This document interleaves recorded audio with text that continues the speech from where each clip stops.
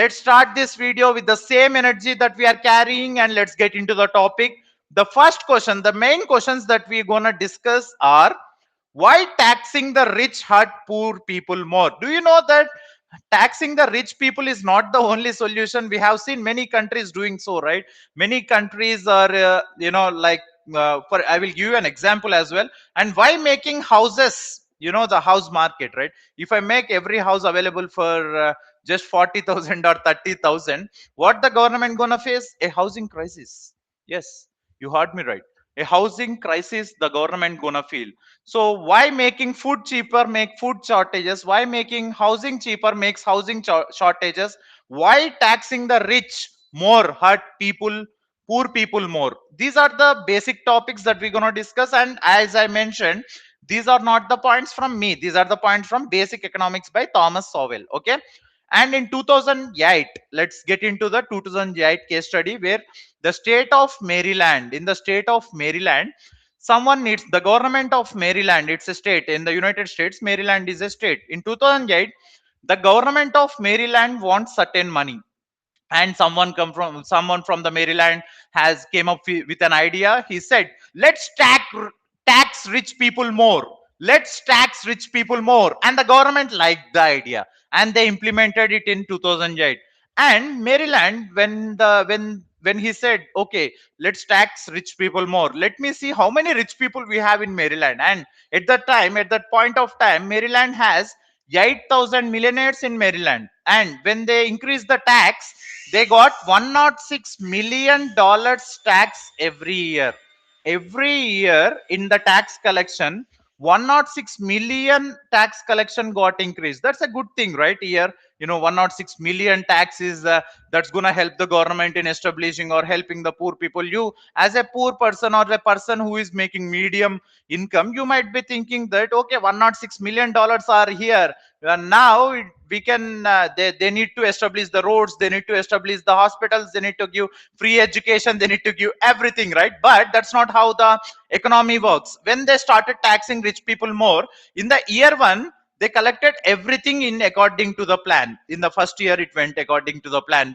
How they planned it, they got it 106 million. And the year two, out of 8,000 millionaires, 2,000 millionaires, they migrated to some place else.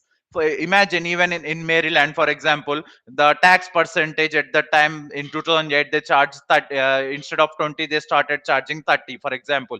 And millionaires, how they think, if you go and these people, because the main lesson here in the year two, 8,000 to 6,000 means, and 2,000 millionaires migrated to another place, because of which 257 million in total tax revenue got reduced. Means, in the form of collection, we need to collect, right? And the 2,000 people migrated to somewhere else from Maryland, which makes $257 million of in total tax revenue reduction. Means, in 257 minus 106 is 151. 151 million is in negative. That's what gonna happen if you tax more and more only the rich. It has to be diversified, it has to be distributed. There are variables that we need to consider in doing so. And always remember, the lesson in this case study is, people respond to rewards, not intentions.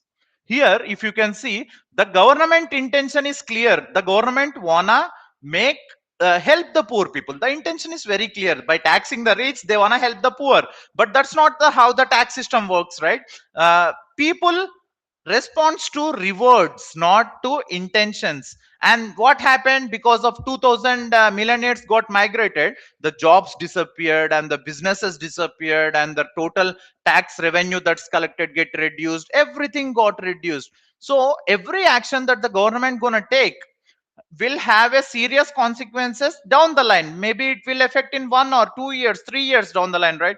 If you tax today, no millionaire will shift tomorrow morning. So it's gonna take certain time in order to implement, right? And the every action that the tax or the government is gonna take has a huge impact on the poor people, not the rich, because the rich already made the money. He can move to any country that he want. He can move to Dubai, he can move to Malaysia, where he can move to Singapore, he can move to another country where the tax or the benefits of tax benefits that in his business will be reduced. And looking at the opportunities, how the governments in other countries react is when they hear a news line saying that United States charging Maryland more in 2008, and when the other states in the same United States see this message, what they're gonna do is they're gonna provide rewards for people migrating to their states. And hence when they reduce tax, people want to pay less tax, right? As a human, rich is their one of their identity, but human being, as a human being, they want to pay less tax, right? And they move to new place. That's the reason what happened in 2008 Maryland. So I want you to note this case study and remember that the increasing the tax is not the only solution for helping the poor. This is the first lesson that I learned from Thomas Sowell from basic economics. Now let's move to the next thing. Important points to remember. Business. What is business? Business is relationships plus life. And do not ask people what they need to do. Ask what you reward them to do. For example, if you ask a person to join in my webinar, or if you ask the client to order the product, he will not do. But if you can reward, for example, if you buy sample, you will understand the quality. That's one way of saying, if you buy my sample, I will waive off this sample amount in the main order. That's the reward you gonna give. And even in the webinar, if you join, you will get information. That's not the reward. If you join, I'm gonna give bonuses, and this offer is limited. These are the kind of things that the people will react to. Not They will not respond to each and everything. They will respond to only those points where they feel like they are getting rewards. As a human, even the rich, poor, anyone, this applies to everyone. And choice number two, every choice has a cost. This is the second point. Every choice that you're gonna make a cost. For example, I have given you a $10 note, and there is Starbucks, there is Burger King, and there is movie ticket. There is 3 points. And in order to get one thing, you have to sacrifice other. For example, you're gonna get Starbucks and burger, you have to leave the movie ticket. Or if you're gonna get Starbucks and movie, you need to leave burger. Or if you're gonna get burger and movie ticket, you're gonna leave Starbucks. This is how economics work. Economics is not what you have, it's what you do with what you have. $10, for example, let's come into the, because let me give you a real-time example from the book. The Venezuela, right? The Trump recent attacked the Venezuela for its oil, right? Venezuela, even though it has more oil reserves, it should be rich, right? It should be rich. But Venezuela is a poor company, it's broke. And when you see countries like Switzerland, do Switzerland has any oil reserves? No. Which means it should be poor, right? Because it has Venezuela has, which no one has. It should be rich, but it's poor. And Switzerland does not have any oil reserves, which means it should be poor, but it's one of the richest countries in the world, which means, which tells it does not, economics is not what you have, it's what you do with what you have.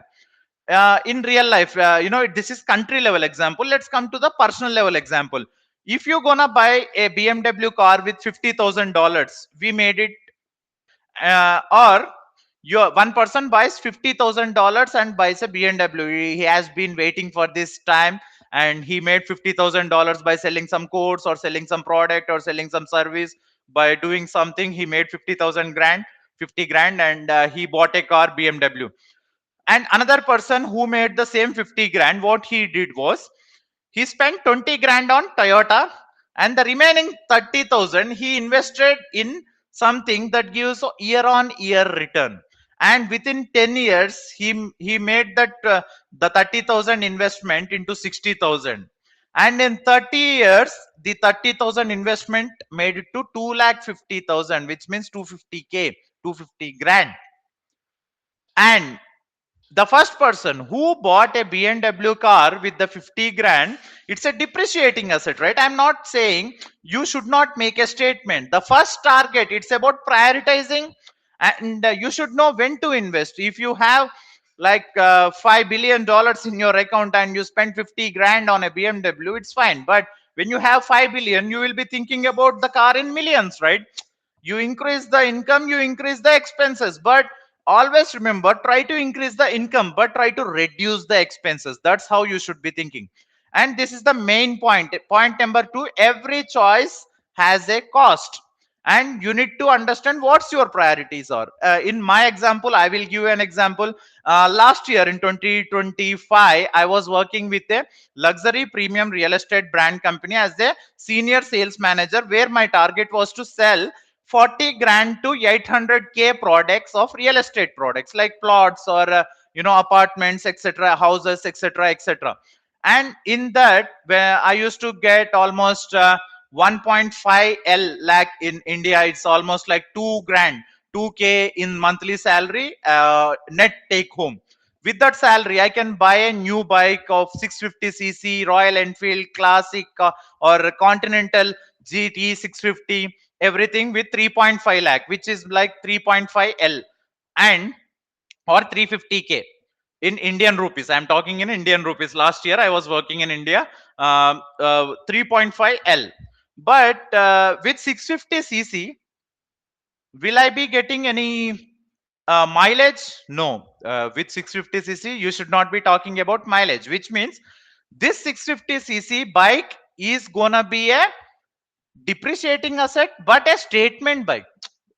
This is a statement bike, which means that I am telling the market that I am the new rich person in the market. When I want to give that statement, I will buy the bike with that much investment. And in 2025, when I was doing a job, for me, I'm not talking about everyone else, my priorities are business. I want to become full-time businessman. So when I was doing a job, I don't want to make a statement. What's there to make a statement? Okay, even if I'm making 1.2 or 1.5 lakh, it doesn't matter for me, because that's not my goal. Money is not my goal. My goal is to establish a business that can survive even after I'm dead, right?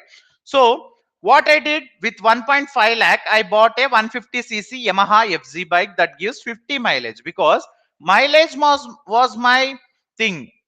Here, what I did, how I prioritized my things is I considered utility value.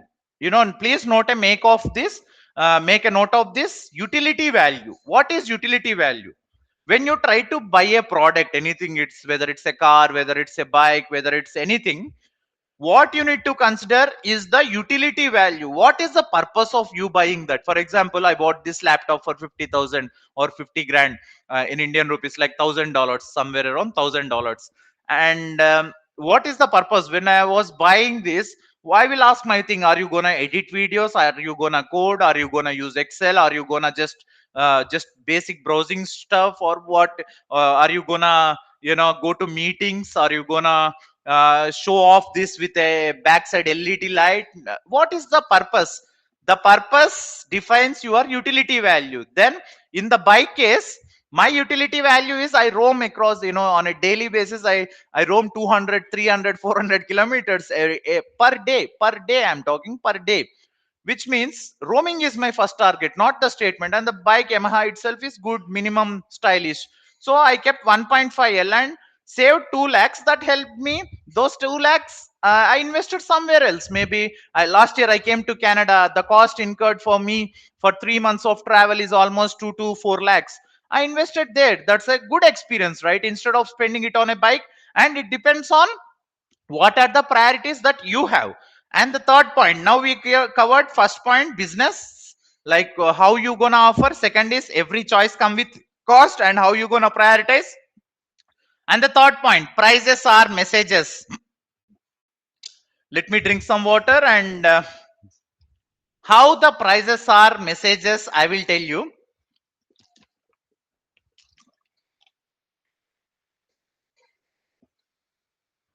You know, prices, when you go to a retail store, for example, you went to a Walmart, you went to a Costco, and you see the price of a tin can raised from $2 to $6. Let it's a red kidney beans can. which cost $1.97 or 2.97, the price of the same can increase to 4.97. Similar can, when you visited, when you are trying to do the monthly grocery, you saw the price to be 4.97. What does that price say? When the price is increasing, when the price is increasing, there is a scarcity of supply in the market, which means the red kidney beans box is not available that much in this market, because of which if we raise the price, less people will be buying, right? And what's the message that the price is saying to a businessman? When the price is increasing, there is a scarcity, so produce more. You need to start producing more as a manufacturer, and or you need to procure more, because there is a scarcity in the market and the price is that's the reason, right? The price is increased, and you go to a store and you see a white kidney beans price dropping from $2.97 to 2.97. And what is that saying? Please comment that in the comment section first. If you understand the topic, if you like what how I am explaining, please like and subscribe to our channel. I'm gonna cover all the financials, economics, because when I started explaining the exports concept to my fellow Telugu people, I realized something, that they need to understand how the basic economic works. That's the reason why I'm putting this much energy into this video. I want you to get maximum benefit out of this. So please put earphones or headphones and start listening to this. So price, when the price is dropped in the white kidney beans, which means there is lot of supply in the market and there are less buyers. Supply is more and the buyers is less, and as a business owner, should you procure more? No, you should procure less. This is how the prices are messages. And another thing, for example, and when it comes to the prices, you can consider, for example, you are in the pizza business, restaurant business.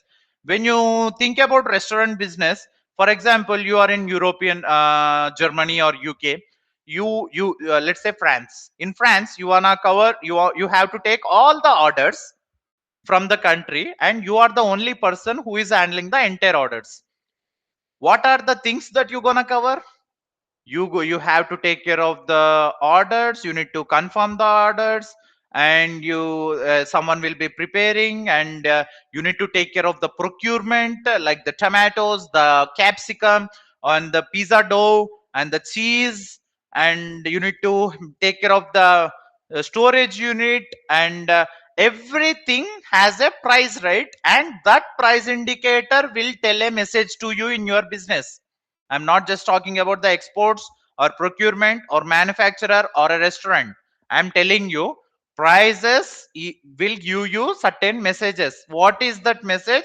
You need to understand from your business perspective. And I already mentioned you how price is whether when the price is more, there is a scarcity in the market. Prices are more. That's the reason why the retailers or wholesalers are trying to control the crowd. For example, price control, the fourth point. Let me explain this point so understand you will understand the prices are messages more.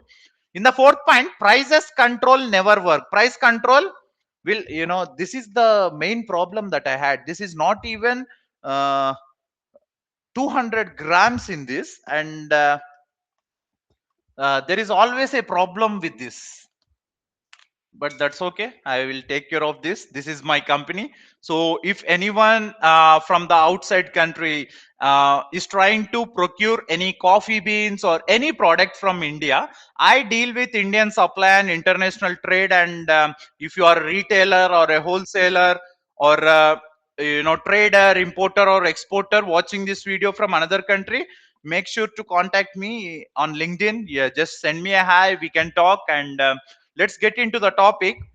Number point 4, price control never works.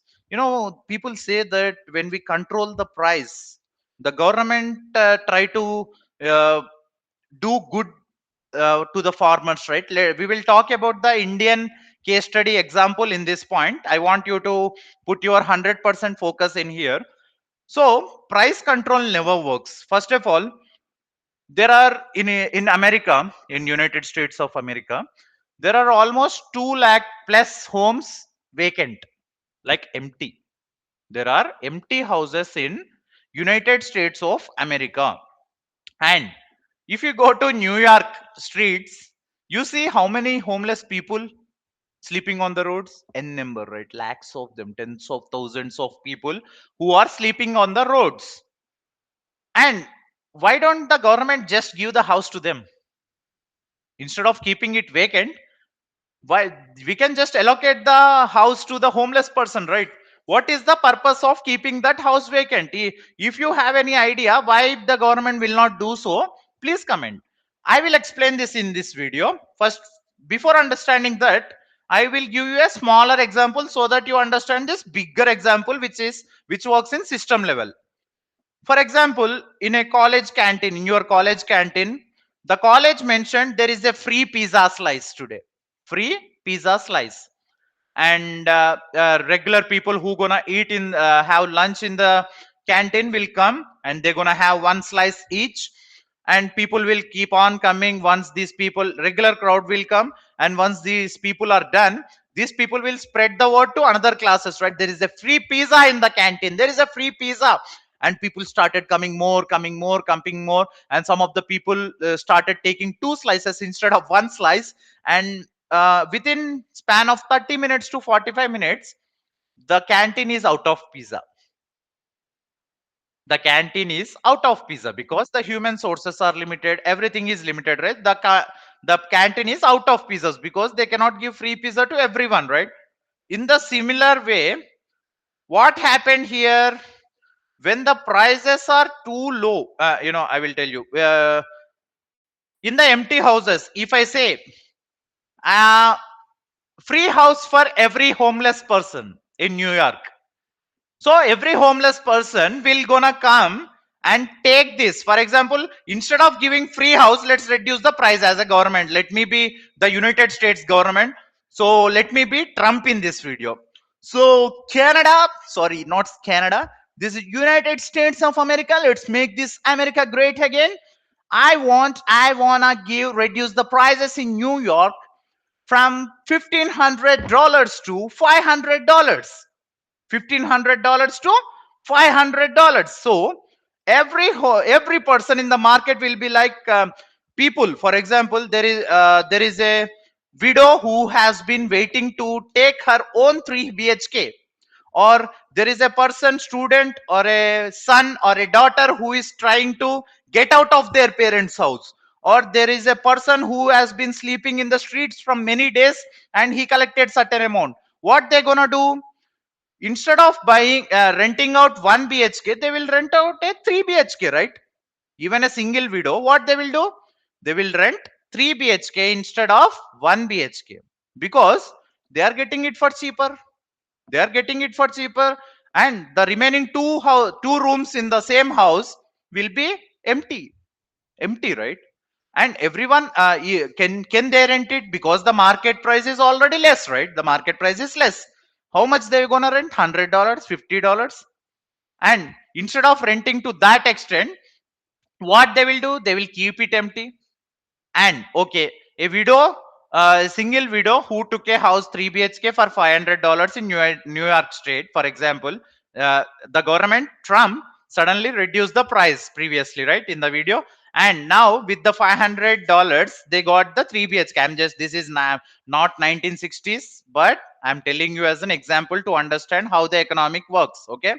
What the house owners will do, house owners will not renovate the building, because with the money that they are getting, $500, will that be enough today to maintain that entire building? No.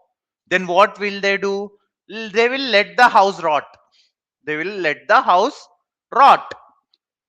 Because with the money that you are giving, I cannot, as a owner, house owner, can I renovate the house? Can I maintain the house? No. I hardly can pay my own bills, right? So what will I do? They will let the house rot. And those are the many houses that we see in the United States and North America. Because when the state is trying to control the price, the house owners react this way. I told you in the first time, in the first 10 minutes of our video, we need to reward people. Our intention does not matter. Our rewards matter. So what is the reward that you gonna give? If you wanna provide help to the poor people, what the government should be doing? The, not definitely controlling the prices. If they're gonna control the prices, the house owner will not renovate the houses. And 10 years, 20 years, because the tenant is getting for $500, they will stay there for 10 years, 20 years. And with that price, the house owner cannot renovate because the cost is increasing outside, and they will leave that house aside, and this gonna continue, right? And this is surplus because they got it in surplus. I will tell you, with the Indian case study, what happens. India in early 2000s, when it was in early 2000s, what happened? The governments wanna help the farmers. India, with its pure love and all, in early 2000s, they wanna help the farmers. Okay, and what they did, government guaranteed high prices for wheat. Wheat, right? Wheat. I know everyone knows wheat, and India produce more wheat. There are a number of wheat farmers in India, right? Indian government wanna help farmers, and they guaranteed high price for wheat. Then every farmer, what they did, because when the prices are high, what they can do, they can make more margins, right? What they did, they produced more, they grown more wheat, more wheat, more wheat. And what the government said, we will buy, right? The government said, we will buy the supply, and we guarantee the high price.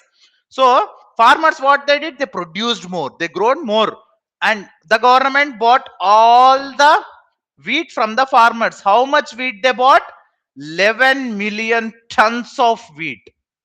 11 million tons of wheat got bought from the government, from the farmers to the government. And what happened to that supply? When the prices are high, they guaranteed the farmers, right? They bought it for per kg, for example, 100 rupees or $2, $3 per kg. They guaranteed whatever they can guarantee to help the farmers. They bought it. If I charge a regular customer $5 per kg, will they buy it? No, right? No. Then what happened to the supply? 11 million tons of wheat got rotten. 11 million tons of wheat got rotten in the warehouse because the people is not buying, because the prices are too high, because people cannot afford. So this is an Indian case study. What happened here? The surplus become the problem. And when the prices are too high, surplus will happen, because when the prices are too high, there is a scarcity in the market, right? That's the reason why they increase the prices. And when the prices are increased, I told you in the third point, we produce more, uh, we procure more. And when we procure more and the demand is less, what happens? The surplus gets wasted. That's what happened. And 11 million tons of wheat got wasted in India in early 2000. This is one of the important case study. And if you are still watching, we are almost in the 30 minutes of the video, and if you are still watching, you are trying to make something in life. Remember that you are not like rest of them. You are not like rest of them. You are trying to focus on subject. You are trying to understand the market in the business perspective. Good. And my best wishes to you. And let's continue the topic. When the prices are too low, do the people wanna sell it? Businesses, even the prices are low. And when the prices are low, customers, from the customer side, what they will do, they will try to buy more, right? But will I may be making margins with the low prices? No. Then why will I produce less? Production shortage. Then I will not produce more. Then automatically, yeah, it will impact the customers, because this is a balance. Prices are the balance where you need to maintain it. It gives the messages.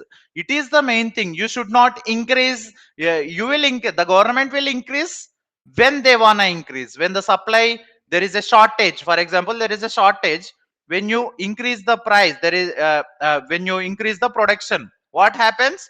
More when the let's come to the point. When the price is high, when the price is high, and there is a scarcity, right? That's the reason why there is the government increase the price. The For example, in the wheat case, what they did, there is a scarcity in the market that the farmers are not able to sell to the people, so the government said we will buy from you for higher prices. And when they bought it for higher prices, what happens? There will be, when they buy for higher price, the customers will not buy from the government because the prices are too high, and the it got extra surplus and shortage. In this fourth point we covered surplus and shortage. In the third point we covered prices and how it affects the supplier. In the second point we covered every choice has a cost. In the first point we covered every business and how we gonna reward our stakeholders. Fifth point, profit and losses. Profit and losses are decisions, directions.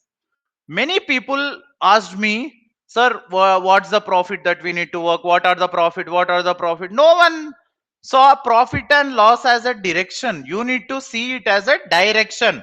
What people wants to tell you, do more of this. For example, you are trying to sell a product, you made a good profit on that.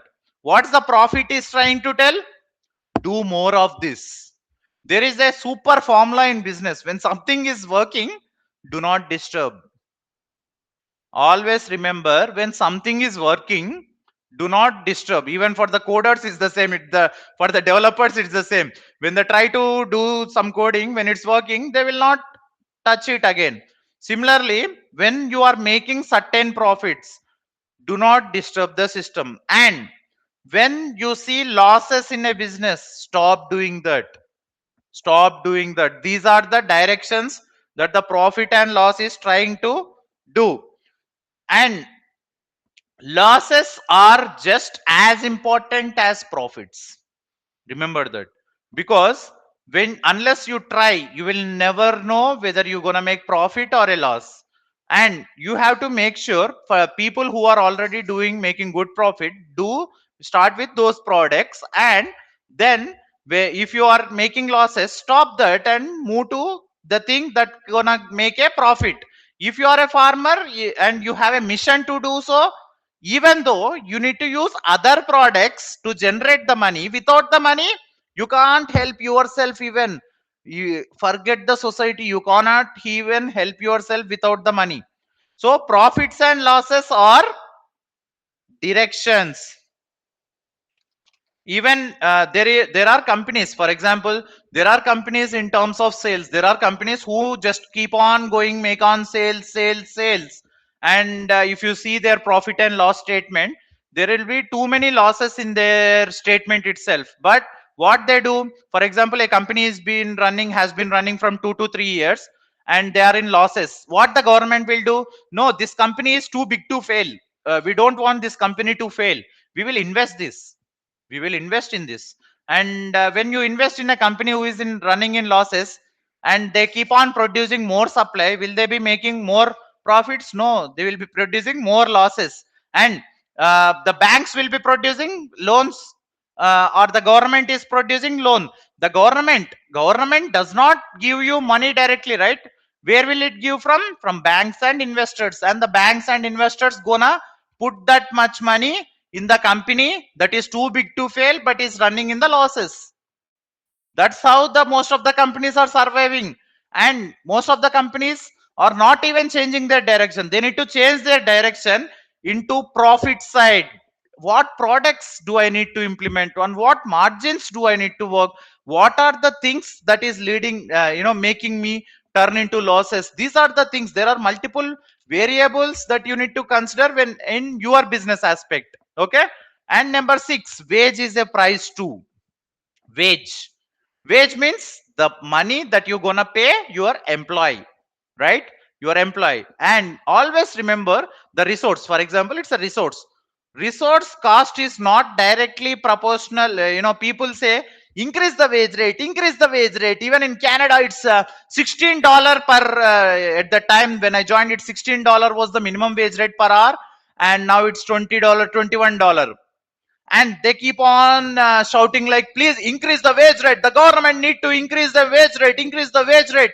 That's not how. And the value that the same resource is giving. For example, as a business owner, okay, what you said I understand. As a human, I want to increase, but already it's $20 per hour, and the value that you are generating for me is just $10 per hour. So I'm feeding you with that remaining $10, right? I'm feeding you, so I will be running in losses. I cannot complain the government. I cannot complain the system. I cannot, as a user, as a consumer, you can do it. I cannot, as a businessman. I have to run a parallel system. Parallel to the government, right? Because it's my duty to make sure that my company is in profits, and it's my duty that every resource that I am investing is producing more. For example, if I invest $20 on a resource, I think he has to produce at least $60 value. So, and people say I'm spending 10 hours of time in the company, I'm not getting paid enough. You don't get paid for your time, you get paid for your value.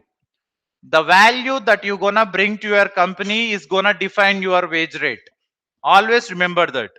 And value you create is directly proportional to the price. Price means your price as an employee, your price, that will increase if you increase the value. For example, there is a chef who is making four chicken legs in 15 minutes, and there is a chef who is able to give 16 chicken legs in the same 15 minutes.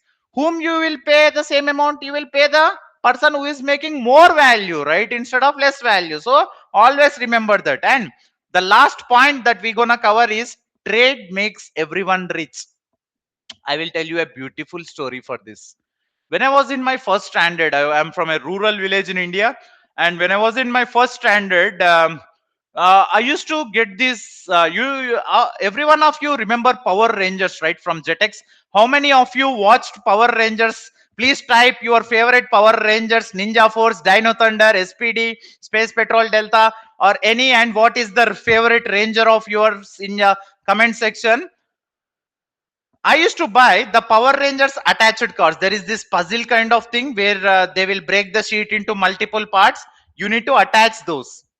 And at my house, it's like 1 kilometer away from my house. I used to go by walk. And in my school, I'm from a at least little semi-rural. You can say it's a mandal. We call it a mandal, and there will be multiple villages that comes under this mandal, and people will come from multiple places in from different villages to this place, and people used to study there. So from the villages, in villages, I know that they will not be getting Jetix channel, they will not be getting Power Rangers, they will not be getting 100%. They will not, even though these two are, they will be getting because it's the TV, right?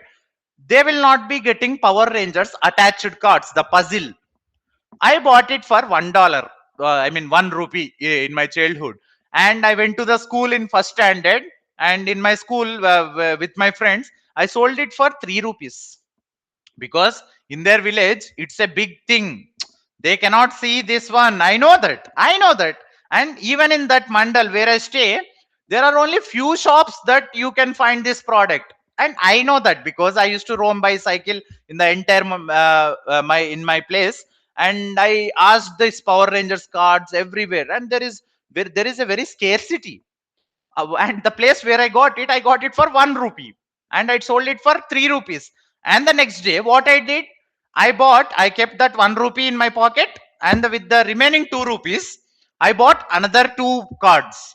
And I came to the school, and I said, I have a one of my friend. His name is Santosh. He's from very rural area, but he has a clear understanding of what Power Rangers is.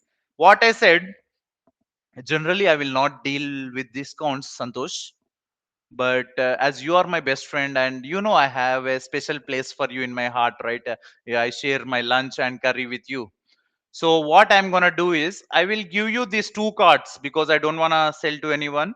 I will give you these two cards for 5 rupees. He said yes, and he has a. I saw a 5 rupee coin in his bag in the morning itself. He will bring it for his snacks.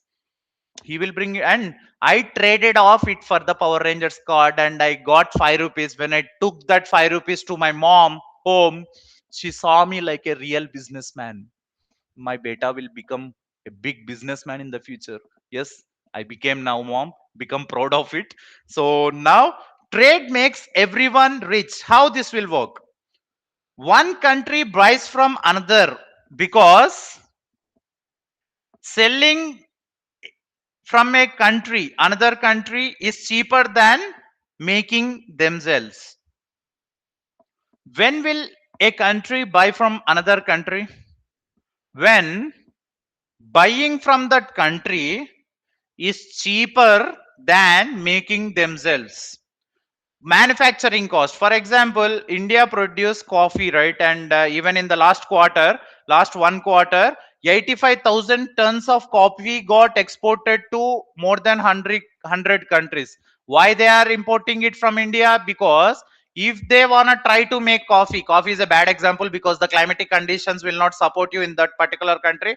If you say electronic goods, this mic or this mic, if you try to import it from China, why people buy it from China or India electronic goods? Because if they try to make, a wholesaler or anyone, if they are trying to make it on their own, the manufacturing cost is more because there is labor, there is electric, there is maintenance, there is machinery, there is packing, there is everything, right? And instead of doing all this, they can give a call directly to Akil Global Exports and say, hi, I'm looking for electronic goods, or hi, I'm looking for coffee beans, or hi, I'm looking for wheelchairs, or any product that you can import from India or anywhere from the world. You can give us the call, right? And that will reduce your time. What you gonna do? When the selling price, when the buying price is lesser than manufacturing itself, people will buy. When the manufacturing cost is less, for example, China manufacturer focus on more manufacturing, right? That's the reason why their imports are almost zero, right?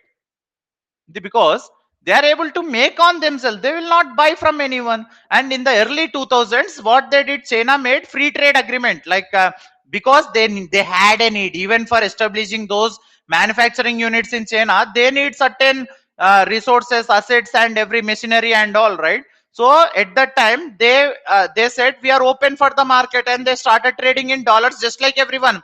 Even today, even I'm in India, I trade in dollars, right? Because dollar USD is the common exchange. And recent days, in early 2000, in order to do so, China announced itself as a developing country. Now, recently, China said we are a developed country because it does not have much need with the rest of the world. Most of the things they are producing itself. But will it be completely zero? No, because any country will, there will be 100% need with another country, because China, only 25% or 30% of the land is occupied in China. Remaining everything is desert. And how they utilize that desert, they left some rabbits in the desert, and certain food of the rabbit with the seeds in the rabbit food, all the rabbits ate that food and started pooping in the desert, and the desert became forest. China made a desert into a forest, and you are not here making your company survive, which means we do not lack, we lack awareness, we lack knowledge. There are aspects that we need to consider. There are multiple aspects. Do you have a profit and loss statement? Do you have a balance sheet print? Do you have your cash flow statement ready? No. The answer is no. Unless you keep track of these things from the early stage of your businesses, you will not be making good money down the line. Always remember. And trade. Always remember trade offs. You don't win by fixing what's broken. You will win by doubling down on what's working. That's economics. That's life. Simple. I want to tell one last statement. You don't win by fixing what's broken. Yeah, you are into losses, your product is not making good income, your or the choice of product is very bad, you entered into loss, and you are trying to fix the same thing in your next sale also. That's not how things work. Economics is, you don't win by fixing what's already broken, you win by doubling down on what's working. If you I started with coffee, it's working well for me, I will continue that. And I started with white beans, it's not making me good profit, I will, don't try to fix that thing, start working on what's working. That's economics and that's life. And Thank you everyone. I think you really got certain value in this video for almost 47 minutes. And as a last summary, I will give you a last summary of what we discussed in today's lesson so that you can have a look of the entire video. We discussed about basic economics by Thomas Sowell, a Stanford economist, and we discussed about the 2008 state of Maryland, and the government need money and what happened at that time, the 8,000 millionaires, and how 2,000 millionaires got migrated to another state. And the next point is business, how you gonna reward your people. You should not, your intentions does not matter, your reward system matter. And another point is every choice comes with a cost, and how to know how to prioritize, how to check the utility value of every product that we gonna buy. And another point is prices are messages. Prices are messages for all the businesses, remember. And price control never works. I told you with this the Indian example in the early 2000 when the government tried to support the farmers, and there is 11 million tons of surplus wheat got rotten in the market because of high prices. People are unable to buy, and government bought it from the farmers to help them, and this surplus got wasted. So always the question is what is happening to the supply. That's the question you need to see. Even in my province, in my state, in India, the local governments will promise you to buy the surplus from the farmers with the high price. That's not the solution. What will happen to that surplus, that will define, because tomorrow, today's action will have tomorrow's consequences. And next step we discussed about the profit and losses are direction. And next, wages, price to wages that you are paying to your employees are also the prices, and how you value is directly proportional to the price tag, right? The price you're gonna pay to your employee. So wages, if you want you to increase your wage, you should not trade more time, you should trade more value.